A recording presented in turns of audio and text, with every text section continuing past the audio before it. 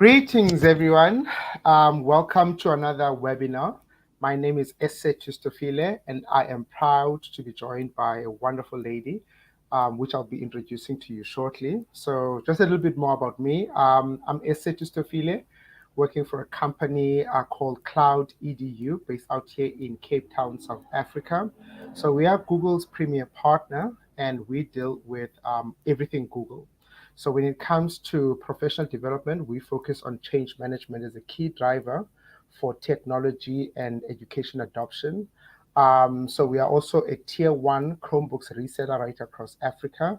We also have a technical wing, and within our technical wing, we do systems audits. So if an institution literally is a Google institution, but you just wanted to have that safety features or those policies checked by professionals, we've got a department that does a full systems audit. An institution that says, listen, we don't have a platform for ourselves. We are interested in going Google, so we do a deployment of that nature as well. So today we will be joined by a wonderful lady, which I've come to recently meet. But I would like for her to actually introduce herself, as in, who is Victoria? Hi, thank you, Estetu. My name is Victoria James. I work directly for Edpuzzle, which is a video sharing platform. But this is the best and most engaging way to share video with your students. I'm currently speaking with you from Dubai, but where I've lived for the last 10 years. But before that, I was from the UK, grew up in the UK. And I've worked in EdTech for probably 4 or 5 years, working with a global EdTech events, and then most recently with Edpuzzle. I love it. I love it. So you're speaking about Edpuzzle. I think give us a synopsis, as in what is Edpuzzle? Is it an application? What is Edpuzzle? So Edpuzzle is cloud-based. So it's a web-based solution for sharing videos without simply sharing a link and into the ether, and fingers crossed maybe someone watches it and you never know. So the biggest feature about Edpuzzle is that you know how students are interacting with the videos that you share. You know if they've watched them, you know how they interacted with them. And of course, for students, that's so important for self-paced classrooms, for flipped classrooms. Edpuzzle is a huge supporter for blended learning, flipped classrooms. And of course, I'll show some amazing features about how you can use Edpuzzle to share videos in your class in a much more engaging way as well. No, absolutely. In my previous life, I was an educator for about 10 years, and I also was a very, very strong advocate of the right use of videos, because, even from a personal capacity, I remember the birth of my little baby girl. Listen, those first few weeks and days, you don't even know how to hold the child correctly. You don't know how to cradle them. They will be crying. So literally, I'm like, okay, you know what, YouTube, you're my best friend right now. Listen, I want to know. So how do I actually even do this thing right? Because as a man, you think of this little thing as like a time bomb. It's so fragile. So you just want to do things the right way. So I found the video content very engaging as long as you're using it more correctly. Changing a diaper as well? Did you use YouTube videos for? Listen, I just went all out. Changing a diaper. So how do you even make a bottle? Then there was a way that, when the baby is crying, how do you hold the baby in the most appropriate manner so that it almost mimics their position when they were sitting in the womb. So there were a couple of different doctors, that I was following on YouTube, because I think they were giving me a level of advice of, listen, this is not rocket science. You just need to be patient. You just need to enjoy doing it. So I found the value of videos quite useful, even in my personal life. I mean, in the maths classroom, it's no brainer, because you don't know everything, but you can actually find some engaging videos that you can utilize for the students. Yeah, it's a shortcut, right? It's a shortcut especially for teaching tricky concepts that maybe you just spend too long direct teaching. It's a quick shortcut. Absolutely. So actually, this presentation starts with my own story of my skill. Sort of upskilling myself with YouTube, but it's probably not quite as important as your as looking after your baby. But actually, my most recent engagement with video learning and just learning quick skills, I bought this huge beach tent. So here in Dubai, a lot of beaches, bought some shade for my kids. And of course, I pop this huge tent out of the bag and it springs out and it's humongous. No instructions, absolutely not anything in there. So I thought it was going to live in my living room forever as this huge tent to get it back in.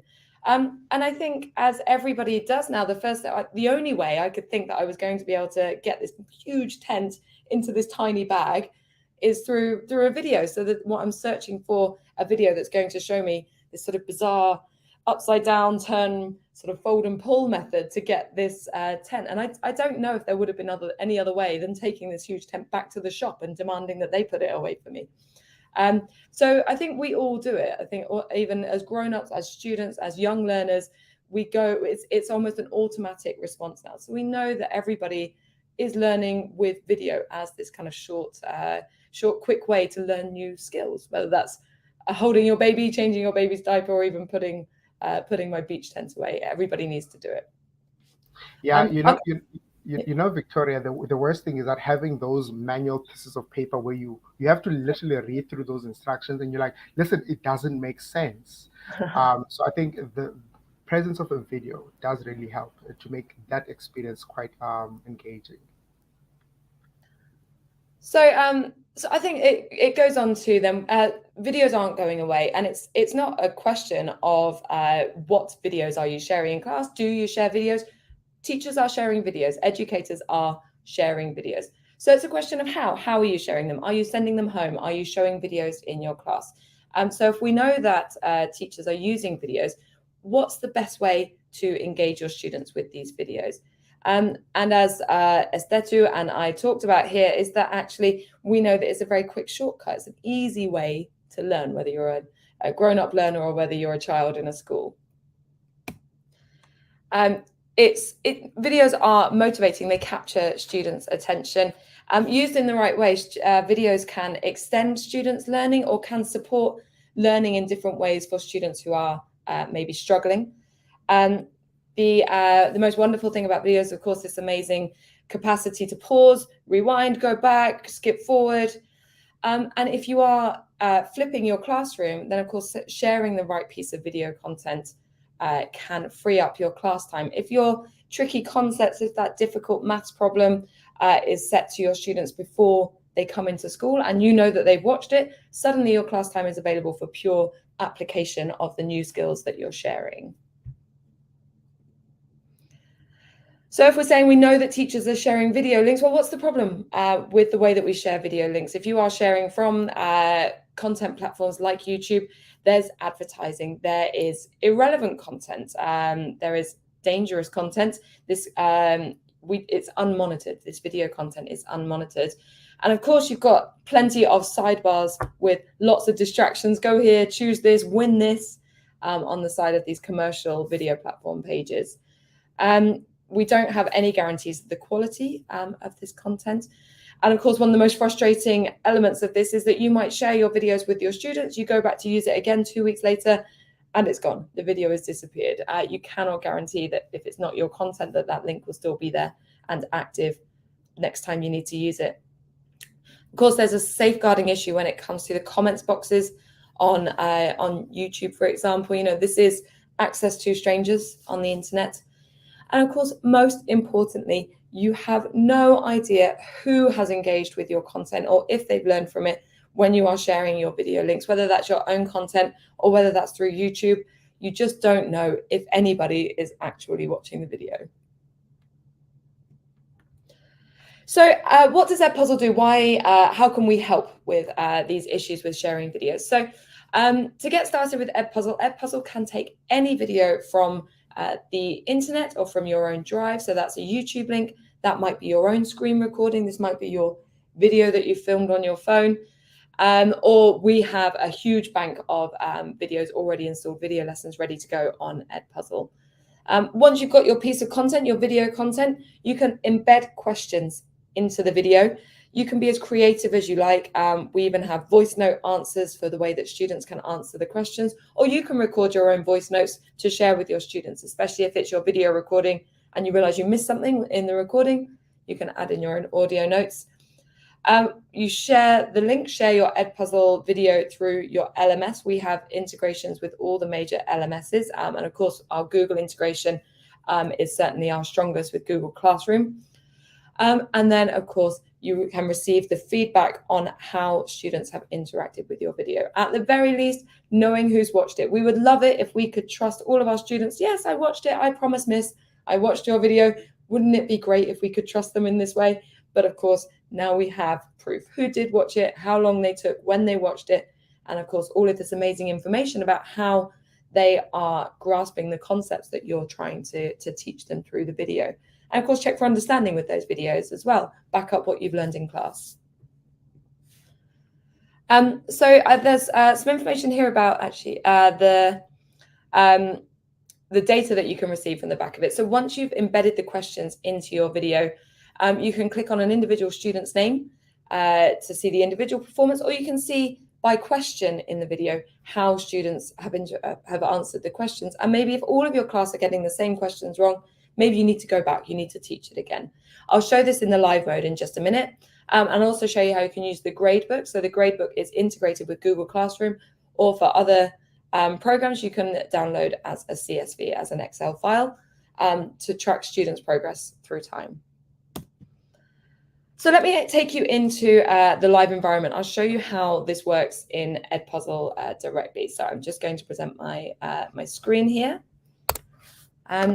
So this is the student view for Edpuzzle. So you can see here, this is what happens. So once I've shared my video, I'll show you exactly how the students would view the video. You can see that there is no content here other than what I'm directing my students to. Let me click play here. Hopefully it's not going to blast out, or hopefully you can hear it. So I've taken a video from TED Talks here. So there is a question immediately in this video. Oh, sorry, I've just realized that this video I've already answered the questions. So this is someone else's answer here. The student has to answer the question before they can move on with the video. They can't skip. 14 Greenlands could fit in Africa, but you wouldn't guess it from most maps of the world. So we can see here, the video stopped again. I need to answer the question. Hopefully I was paying attention.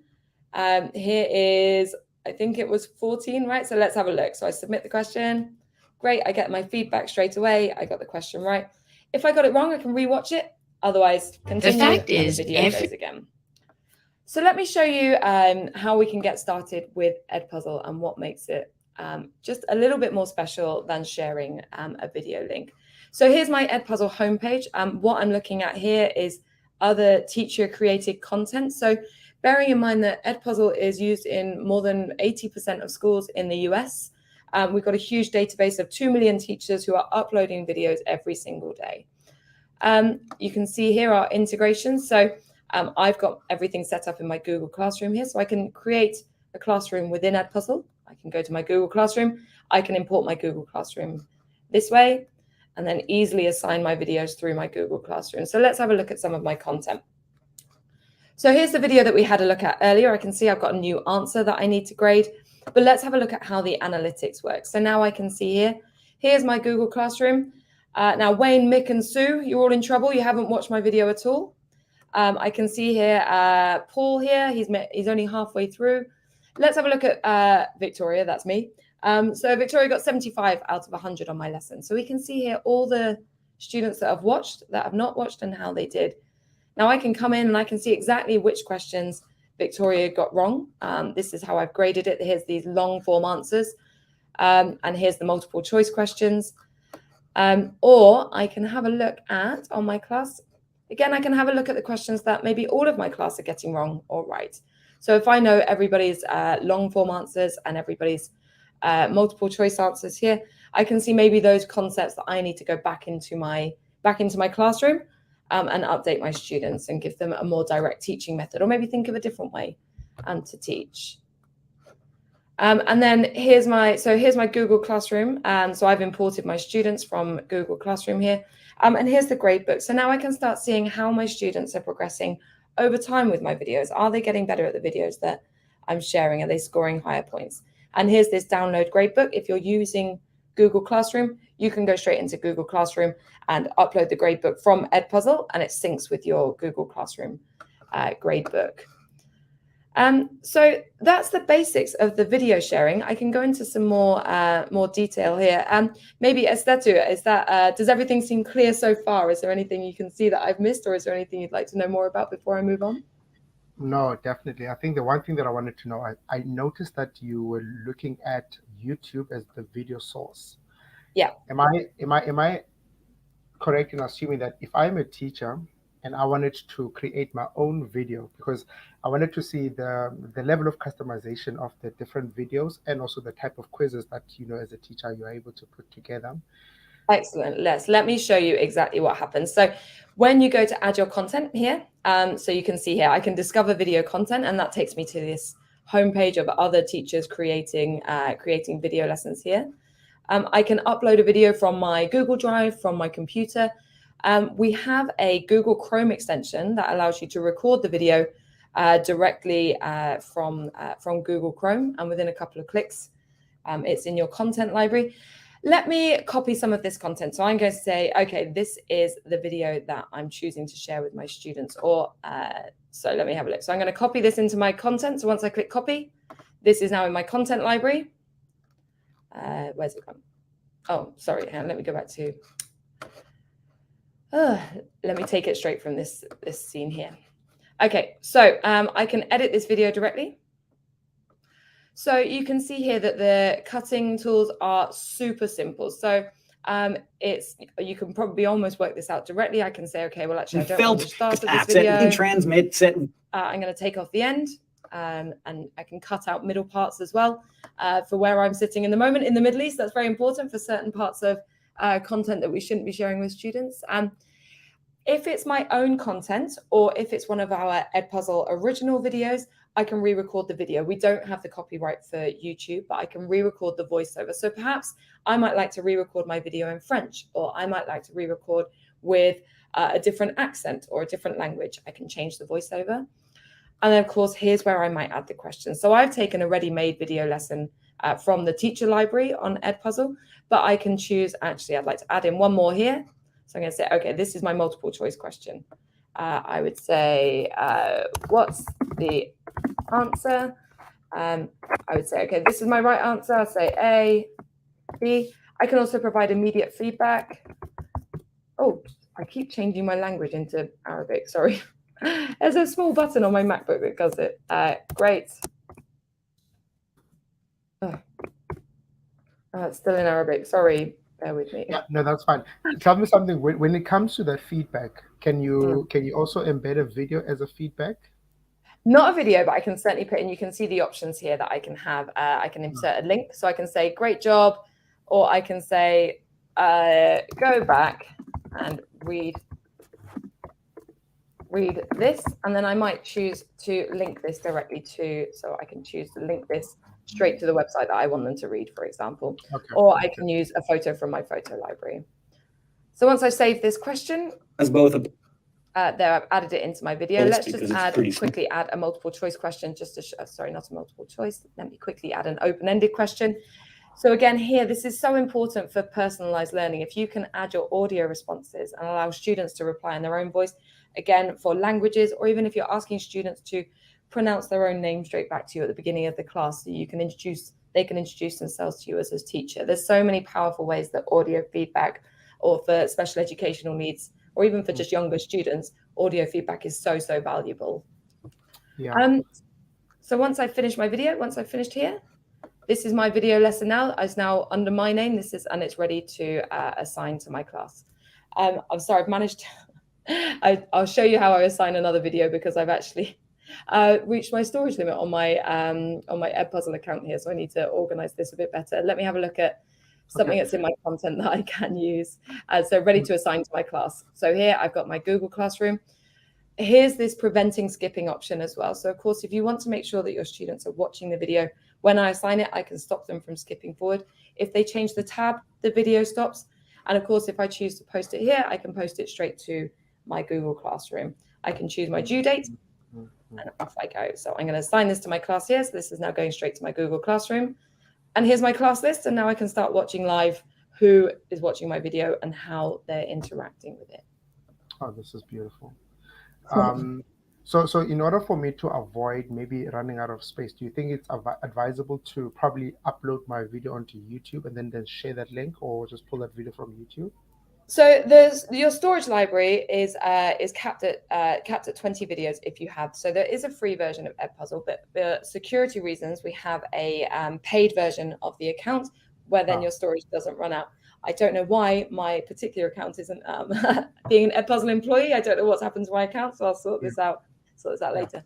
Now this is incredible, because the reason why is that I see that when you were typing the feedback, it was in Arabic. So I just wanted to know how useful it will be from an African context. If I have got maybe a school that teaches in Xhosa or Zulu or Sotho, if they could create their own video material in their own native language and also be able to customize feedback and anything else in their own languages, so that it becomes more relevant for the students that might be the first language speakers. And then how easy is it to utilize Edpuzzle for other subjects like mathematics and so on? Well, let me show you something. So actually, in reality, most teachers will be using their Edpuzzle account using YouTube videos. So you mentioned already that maybe teachers will be uploading content to YouTube. I just want to show you what happens when I take a link straight from YouTube. So if I take a YouTube link, I'm just going to find a video on YouTube on. So I'm going to decide, okay, this is going automatically. So what I can do here, you can see I've done this with a number of YouTube links. So here I've got a YouTube link straight to the video that I want to use. So instead of going through Edpuzzle, I've gone to YouTube. I've searched for my maths lesson, for my French lesson. And of course, you can search YouTube content is in as many languages as you can think of. So if you want to have this in Afrikaans and you find your video in Afrikaans.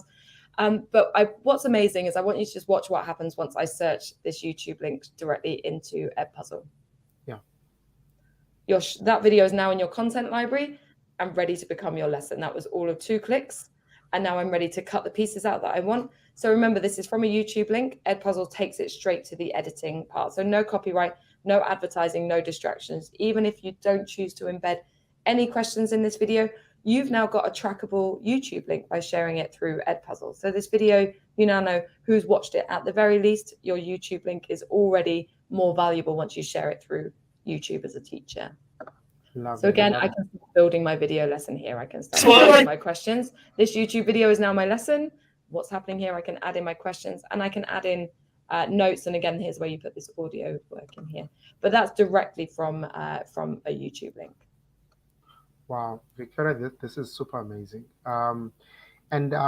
Is there any other extra features that maybe other teachers might be keen on learning? So there's lots of ways. So what we want to be clear is that Edpuzzle is not just about sending videos home to students. With Edpuzzle, you can share this in your class in just a better way rather than just pressing play on a video. I can show you what happens when I run this video let me find in my class here. Let me choose my assignments. So let's bring up the same video again. And actually this time I want to play it on my projector in my room. So I've got my screen, my projector, or my screen in my classroom. I'm now going to run this in live mode. So what I've done is I've chosen the video that I want to show in my classroom. Once I start this video in live mode, my video will play on the screen behind me in the classroom. And the students will answer on their devices. So you're getting live feedback in your class. It's a great hook for the beginning of the class. Again, a great way to directly teach these tricky concepts. And so again, if I press start, this will act as if so this is what will show on the screen behind me. Again, this will play through to my videos. And you can then reveal the answers live in class. So the answers to all of these questions here, once I haven't got anyone logged into my class, but I can see here once they've answered, I can now see who's answered what question correctly. If you have long form answers, these multiple choice answers, I can also anonymously bring up those questions in the class. So this is a great opportunity now to turn and talk to my class. If I can see one student maybe has really written something kind of way out there or really off base, there's no embarrassment. He's not going to get embarrassed about the answer, but I can talk about it with my students. What do we think? What do we think about this answer? So again, it's ways to convey those concepts, but with just much more engagement and kind of consideration than throwing a video out to your class, for example. Yeah, you know what I like, just as you were busy speaking, I think I might have heard you speak about both synchronous learning and asynchronous learning, whereby you can engage in a live setup students that are sitting directly in front of you, or you could literally just choose to share it in a classroom environment, whatever learning management system that school is using, for those students then to have that self-guided, self-paced type of learning exposure. Exactly. It's really strong for Yeah. like revision as well, because you can just go back and watch and learn at your own pace. Absolutely. Oh, that's cool. So you can actually use it even when you're revising for examinations and so on as well. Mm-hmm. Oh my goodness. So you mentioned that there is a free version. So it would be to the benefit of any institution then to so how do they get the product? So you will go to edpuzzle.com, log in with your Gmail, log in with your email address, and get started. So for teachers, absolutely, it's a great way to get started with Edpuzzle. Yeah. For school leaders, there is the fact that you can log in for free does mean that the content sits in that personal domain, that personal email, rather than with the school. So for any leaders who might be watching this this video, if you like what you see and you're interested in Edpuzzle, we should be talking about whole school accounts so that you can manage your content library. And also consider that storage limit, which becomes very limiting very quickly as well. But yeah, absolutely, to kind of have a play with it and get started. All of those features are in the free version.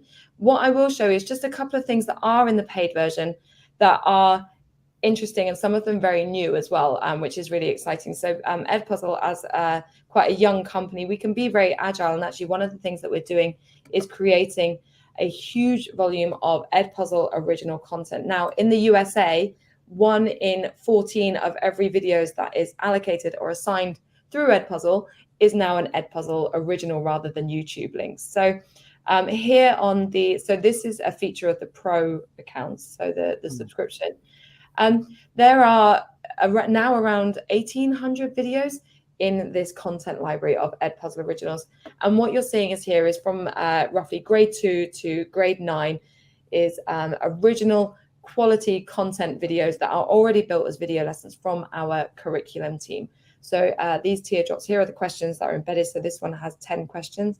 But our teachers, our curriculum teams have designed this kind of standardized quality content from Edpuzzle.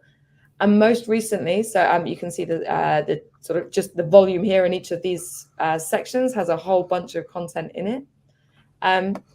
But most recently, we've also added the digital citizenship courses. And again, if you're just talking about teacher shortcuts, this is amazing content for maybe slightly older students, but about really pressing issues and how to keep themselves safe online. And it's ready to go. These are ready to go video lessons, real quick shortcut to show your students how they should be thinking about plagiarism, about trolling, about digital citizenship in general. So, and this is a library that's growing and growing as well.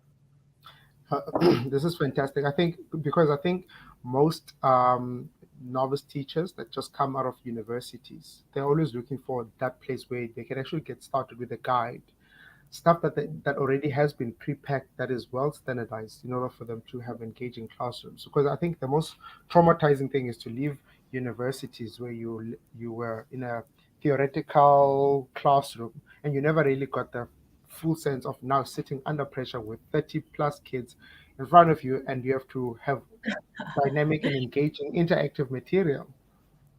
So Edpuzzle is full of shortcuts. So even if we go on the Discover page, as I mentioned, these are other teachers who created videos. But if I click on something that's, let me have a look at one of these that might be a bit more popular. And so this video about the nervous system, I can now see that there are nearly 2,500 other video versions. So obviously when you choose your video, especially if it's got questions in it, you need to watch the video before you set it to your students. Just make sure there's no personalized content in there. If you like it, go ahead and assign it. But otherwise, chances are another teacher has made a version of it that you could also use. So there's plenty of ways that you can take some shortcuts, but also get inspiration from other teachers about how they're learning. And then you can see here we've got some more recommendations. So maybe this video is almost right. Maybe this is there is something better here as well. So lots of quick ways to find the content that you need to teach your lessons. No, absolutely. We've got something that we call here PLN, which is professional learning networks or professional learning communities. I think this is one thing that those communities and those networks can look at the most engaging videos, the ones that they feel that would be more appropriate, whether it's for any subject group, before it is used for the classroom, because the video itself could be very engaging, but it's how you're using it and what your purpose is. Because I'm just looking at some of the content that you are presenting, and it looks very learner centered, and I think that's the main objective of the 21st century, which is to make sure that you put the learner first so that they can learn whenever, however way it suits them as students. Yeah, absolutely. And for differentiation as well, the amazing thing is obviously if you've set your video beforehand and you have all this information now about, well, maybe this group really struggled with the content in the video, but this group got 100% and are ready to move on. You're starting your class as soon as your students set foot in your classroom, you already know who you need to pay more attention to. So it avoids that idea of just sort of hoping that everyone kind of watched it and how they got. Well, actually, you know what they really got from that video and do they still need help. So as a differentiation tool, it's really, really strong.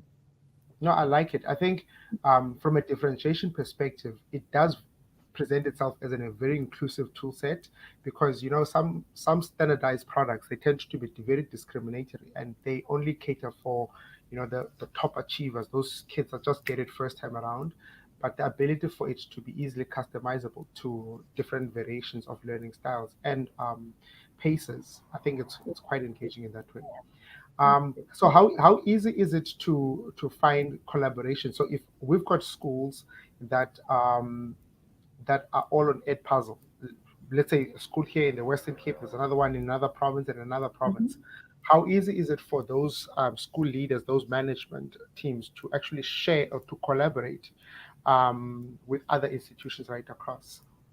So at the moment, not immediately easy. So you can certainly see the other teachers in your network. So I just kind of clicked onto my network here. So I'm using a demo account here, so I can see these are the other teachers using. This is 3 different versions of the same email address, which is why I'm in this classroom 3 times. But when you log in, you choose your school. So you can certainly collaborate amongst your schools. So I can take a look at Jethro's video content here, for example. And this is one of the tools that comes with the pro account, as well as being able to share amongst your network. When it comes to other schools, it's very easy to share your content directly. When I'm on the Discover page, you'll see here that this is actually all geo-targeted as well, or based on people in my network. So Dave Weston, for example, also works for Edpuzzle. So the algorithm is pulling up things based on the kind of videos that I've shared in the past. So this is from the same video series that's in my classes here. So the more you use it, the more personalized this will get. Now, I share, because I run demos a lot of times a week, I'm sharing content from all over the place. But if you're a science teacher and you're teaching similar subjects, your videos will become much more streamlined thanks to the algorithm in Edpuzzle as well, and geo-targeted. So it will bring up content from teachers kind of around you. The alternative would be as if your network includes the entire region. So if you wanted to have Cape Town schools and Johannesburg schools talking to each other, the option would be to probably take it in the same way that we work with a lot of US states, in that it's kind of a statewide agreement rather than. Yes. That's a bit further down the line, though. This is for a bigger conversation for another day, but yes. I like it. No, I like it. I think for the mere fact that those are possibilities, I think it's quite good. But no, thank you so much, Victoria. I really learned quite a lot. I think it's one thing that we want to do is find products that are not a standalone product, but can be integrated into others. The fact that you are able to integrate it into Google Classrooms, Microsoft environments, Canva, Moodles, and so on, because you do find that other schools are using different learning management systems. So I'm super happy to hear that it can easily integrate into others. Yeah, so we can see these integrations here, and we're adding more all the time. In reality, as a video platform, it is very, very open. And actually, I love talking to people, end users of Edpuzzle. So teachers using Edpuzzle in their classroom, because they will have one French teacher will use it completely differently to a grade 1 teacher. You know, everybody has their own way. This class, even here, this class here, which says Joey's class, this is my daughter. So I've been setting my 6-year-old daughter classes. And then you speak to science teachers who are using it for their 18-year-old students. So it's absolutely everything. So I'm always happy to share extra inspiration as well if people are looking at ways to get started, especially per subject. We've got some really good blog posts and really good content from Edpuzzle about how to get started per, like, with specific subjects. I think we even had a blog post that was like how to teach children to tell the time using Edpuzzle. So there's some sort of fun ways to use it, and the world is your oyster. It's as high as your imagination how you use it. The world is my oyster. Let my imagination be my limit. Victoria, thank you so much. And thank you so much for staying for the session. And thank you so much to our viewers out there. So please do feel free to like the video and subscribe to our channel. We are going to be having more webinars upcoming. Just one more thing that I just wanted to bring to your attention is the Innovate EDU 2023 that is going to be hosted in Johannesburg. So I will be popping a link on the side channel for the chatting engagements. You'll be able to find more information about Innovate EDU. If you are interested and you want to know more about Edpuzzle, I'll also be putting a link on the chat so that you can just follow that link, and everything that you've heard from Victoria, you'll be able to find it on there. So with those few words, thank you so much and have a wonderful day. Thank you so much, Thank you Victoria. very much. Thank you, Asetu. Thank you. Thank you. Cheers. Bye-bye.